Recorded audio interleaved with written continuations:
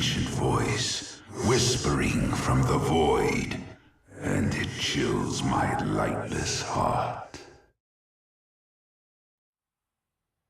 G'day guys, Duckville here, welcome to another replay. This one is going to be a little bit different to what we normally see. Normally, you guys are probably used to seeing some high-level Korean players or, you know, mid-level Korean players or that sort of thing, or specific analysis games. This one is going to be a bit of an analysis, not heavy, massive analysis, but just a general look at how this particular player, one of my friends here, BCastl, I'll call him Castle or something, I don't know, because his name's really hard to pronounce and it's absolutely shitting me. We're going to have a look at how he's going to be playing Zerg today. So this is going to be a Zerg versus Protoss down here, as you can see. Our Protoss player is RawKitMan. I'll just call him RawKitMan because I can't be bothered doing that stupid voice every single time. He's going to be down here, and we're going to see close air positions on Metalopolis, obviously one of the coolest maps in the whole of the rotation. As we can see here, Castle just comes straight in here and sees exactly where his Protoss opponent is. He's going to head that Overlord down here just to see what is popping up at that pylon. But just for the moment, there's not going to be too much to look at. Now, just one of the first things, as I said, we've seen Castle's just, he's actually a little bit rusty. I think he told me he's actually been on holiday just for a little while when he sent this one through to me. So do be very gentle, you guys. I want to see, obviously I'm going to do some of my analysis, and then I want to see some of the analysis from you guys in the comments. If you have specific little tips, make sure it's constructive. Don't just say you're a noob lol and then, you know, and then just head off. I want to see some constructive criticism, that's the word, if my mouth will work, and then we will hopefully help out Castle a little bit with his actual play. So as I said, this is mainly going to be focusing on the Zerg itself, not too much on the Protoss. Now, as we can see, there's one interesting thing here which people do with their scouting work, as you can actually see when they patrol like this. Not really sure why this drone came across, but we do see people often patrol like this. If you catch the worker unit when it's actually heading through your mineral line like this, actually just kill it. Like, I mean, a lot of people will say, but you're losing mineral time. But it's actually, if you just cut off there, like grab these 5 drones or whatever and just smash this probe, like right here when it comes through, you can just go bam, click, done. And that guy is definitely dead. So it's always good to cut off that sort of scouting. So what we want to see here is the reaction from Castle based on what he can see in the Protoss base. Now, interestingly, we've got a wall here, so that's still open, but this down here, this is actually still open as well. So this Zealot's going to need to do a bit of running around to make sure he can cover off this wall, because it's not fully walled, and as we can see, a Stalker's coming out next, so that might be able to fill the gap. But what we can see here, this is so far just going to be a one-base play from Castle. He's obviously killed off that probe finally there. Roach Warren is up, and I believe our Protoss player did actually see that, so he may be prepared for something like that.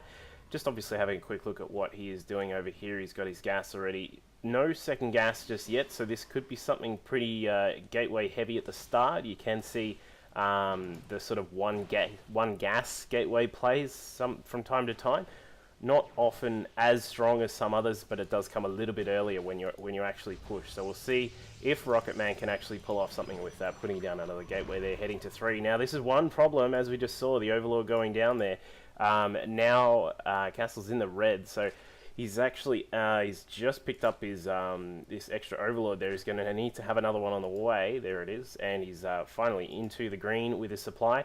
Now moving down here to take this expansion. This is quite late, especially seeing as there's only a couple of roaches out. And this is only, what is this, 1 roach and a couple of lings, and that's it. So there's not really too much here at the moment. So he's obviously still quite rusty at the moment. This probe just coming along here, we'll probably see some sort of pylon, I would suspect, given that we do have a 4th gate there, so we may see some sort of 4-gate attack. So this is going to be very dependent on if Castle can actually hold this off. He's just sending a Zergling up here. Good to scout what's happening there in the Protoss base. And the Zergling does just get away, does it? Yes, it does. And as we can see here, this probe somehow getting inside the Zerg base, seeing every single thing that is here, seeing that he has no second gas, seeing that the hatchery was up as well. So RawKitMan's going to be in good position intel-wise. And as you can see here, He's starting to warp in units at that proxy pile, and the roaches are going to need to get over there and snipe that one down as soon as possible. Another overlord is possibly going to go down here. This one may survive. I'm not really sure what Castl's actually doing with his waypoints. That's one big problem in this particular game, which I noticed when I first had a quick look at it, is that we do see some trouble with waypointing. So we'll see what happens here. That natural hatchery has finally gone up. A couple of creep tumors are down now. We only have a couple of queens and some roaches to defend. There's 2 zealots here. Zealots can take queens 1 for 1, so we may see both of these queens go down. In fact, the stalkers are trying to target fire on the queen, and the queen is definitely going to go down. One more shot, bam, there you go.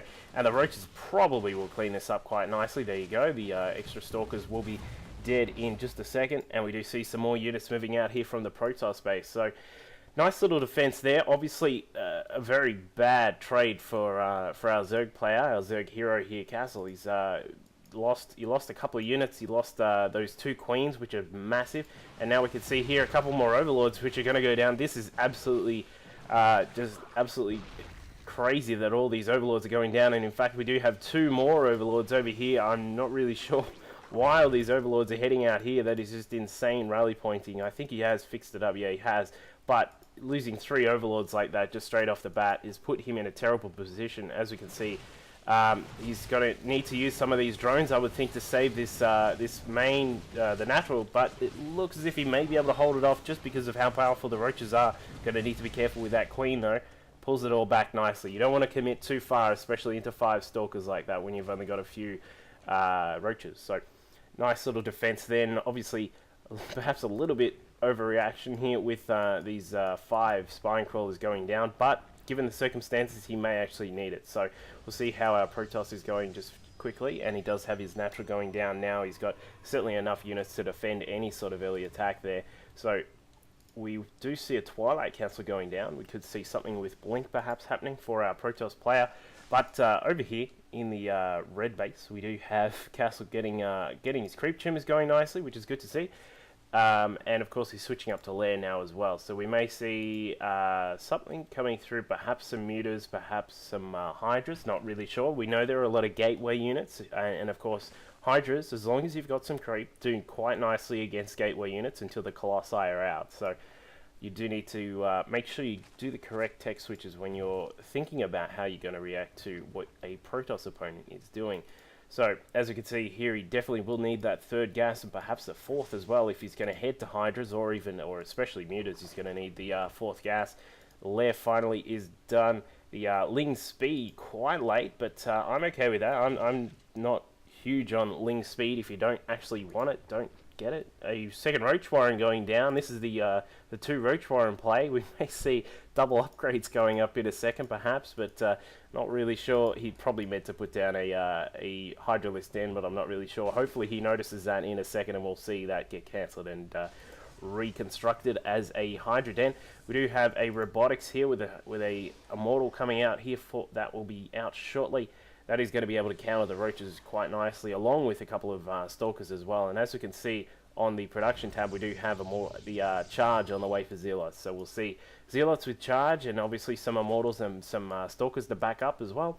So that will be our Protoss composition. Now, one thing, if we have a quick look on the minimap, is that we only have 1 Roach actually scouting out what's happening around the map. And as we can see, for a Zerg player, this is very little vision, and I know a lot of Zergs actually have trouble with actually seeing what's on the map, but there we go. He's moving in a Zealot here, dropping in a Changeling, that switches into a Zealot, and the Zealot's going to scout out what's happening. Now, it's important to actually make sure he's reacting to what he can actually see. So he can see here the Citadel and the Twilight Council. I always call it a Citadel. I'm too far into Brood War, guys. And the Changeling does get spotted. Of course, he cannot select a Changeling as the Protoss player, so that he finally does shoot that down. A lot of roaches are prepared here for our Zerg player, and he's going to need to get a lot more units out. Make sure you're injecting as much as you can. And what I would want to see here from this position is perhaps to move these spine crawlers out. If you could move them out, cover this area here, and actually make sure this was covered, then it makes it a lot easier to take this 3rd base. Now, at this current position, as I said, he doesn't really have too much intel of what's actually happening in the Protoss base. As we can see, there's just you can see the 4 gates, the robo is there. He knows that there is a little bit of tech on the way, and as we can hear from that sound, the Mutalisks are definitely coming. So Mutalisks will be done shortly. The second Roach Warrant did actually get up, so not sure he is getting double upgrades. Perhaps that was the plan, I'm not really sure, but either way, he's going to have that done. Both of those Roach upgrades done shortly, so we may see some funky burrow play. And as we can see here, an observer is going to spot everything that is happening here in the Zerg base. Now, here we go. We do finally have some really good intel going out. He's making sure these overlords are as spread as possibly can be. A lot of Zerg players are having trouble nowadays, though, with Phoenix actually getting around the map, given that they do have a lot quicker build time, and it makes it a lot easier for Protoss to actually counter the fact that Zerg can get overlords around the map. So we do see a couple more gates going down, so we're going to see a pretty heavy gateway force as per usual. There don't seem to be any Colossi just for the moment. I believe I did actually see, yeah, the support bay, robotics bay is down, so we'll probably see some more Colossi will be coming out from RawKitMan shortly. There it is. We got one on the way. The extended thermal lance is almost done, plus 1 weapons is now done as well. So our Protoss player is going to be in quite a good position here. BCastl's really struggling with his forces at the moment. He's currently sitting at 115 supply against the 131 food supply of RawKitMan. He is moving out here. He's got a really great composition here. He's got a lot of zealots with the charge as well to make sure that they do their job protecting. And we will see. Whoa, my camera just went a bit weird there. The Zealots will be able to take some of the damage there from the Roaches. The Immortal will be able to shoot down the Roaches with their very heavy attack damage, of course, 55 versus Armored, well, 55 with the +1 upgrade. And, of course, the Stalkers also do a bit of bonus against the Roaches as well. So a great little composition here from RawKitMan. He will probably, if he attacked right now, he would just stomp all over Castle at the moment. So what we want to see, of course, is some more units popping out here. This main is quite saturated. You want to see some of these drones switch across to either this natural here or perhaps this one down here. For some reason, he's taking this third. I'm not really a fan of taking this one down here. It is obviously a secluded position, but not really sure if that's a great idea, given that he is a Zerg player with very little creep spread at the moment. He does have some mutas out harassing, which is good to see, though. So we'll see these mutas flying around, causing some trouble. They're going to take out this pylon and this stalker, as we just saw, and probably a lot of these probes, unless this huge attack force comes down. This is one advantage of these mutas, is that they always pull a lot of units to try and stop them. And as we can see, Castle's going to be well prepared, hopefully, for the onslaught when that Protoss force finally rocks up at his door looking for a cup of sugar. And as we can see here, we've got a whole bunch of queens. Not really sure what the queens are all for, given that he's actually not really spreading the creep too well just now. But we'll see if he actually moves the queens out, perhaps with his defense force. And like I said, we really want to see these drones move across. There is a Nidus Worm. Where is that going down? Ah, here it is. We got a Nidus Worm full of Zerglings. Not really sure. Perhaps this is a little bit like the old Brood War technique of setting up your Nidus Canal to one of your expansions, so you don't have to worry about putting any static defense down, and you can, of course, just send your units out of the Nidus Worm to defend the expansion. And as we can see here, finally getting some drones up, perhaps, and some overlords as well. Spending a whole lot of money there. We are currently sitting on a bank of 800 minerals, 900 minerals now, along with 500 gas. So he really needs to make some expenditure here on some army forces, because he's in a lot of trouble if this Protoss ever decides to attack. But it looks as if Protoss RawKitMan is quite happy just to sit back on his 3 bases. He may be aware that, what can he see? He can't really see too much at the moment. He himself hasn't actually gathered too much intel on what BCastl's doing, so that may be why he hasn't moved out just yet. He's obviously not aware that he could really just absolutely stomp this force here. This is really not enough. You really need a lot more units, because he's quite stuck currently if the Protoss comes, as I said. So the Nidus Worm being used effectively to transfer some units around. Quite interesting to see that these Roaches are actually heading up to that Nidus Worm, which will obviously put them back where they were before. Mutalisks harassing here. Obviously, he's Castle spending a little bit of his micro, actually, just making sure these mutas do their job here. And indeed, they are killing off a lot of probes. We will see the Protoss come down to defend this one, I would assume, in just a second. He is on the way here. As you can see, a whole bunch of Stalkers are coming down to defend this expansion. Some more Stalkers are warping in here as well. They're not going to catch up. They do not have Blink, so they are not going to be able to fend off that attack. And here we are, the Queens have finally come out to march with this army. Still really underpowered in this army because he is currently sitting on 199. Where are all these? I think he's sort of got everything in Zerglings and Roaches in this Nidus Worm.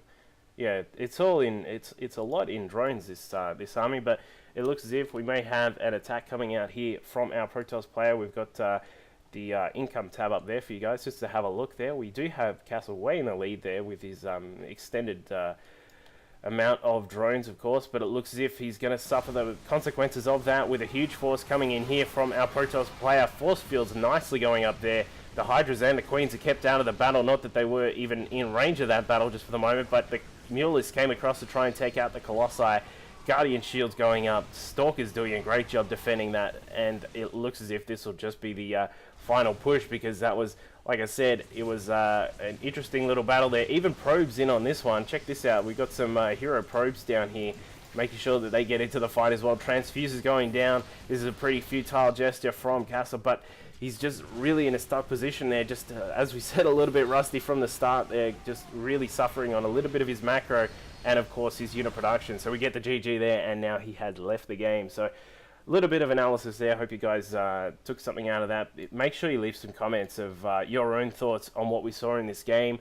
Some tips, perhaps, for our Zerg hero to improve his play. And of course, if you're a Zerg player yourself and you need perhaps some advice or a little bit of analysis on your own replay, send it through to me at DUCKVILLELOL@gmail.com, and we'll do this sort of thing for you as well. That is certainly not a trouble at all. So great little game there from our Protoss player, especially. Unfortunately, our Zerg hero just suffering the consequences of just sort of being a little bit rusty after a holiday break. Maybe you should, I think a laptop is in order next time you go on holidays, dude. So make sure you keep in touch. But I hope you guys like that one. Cheers.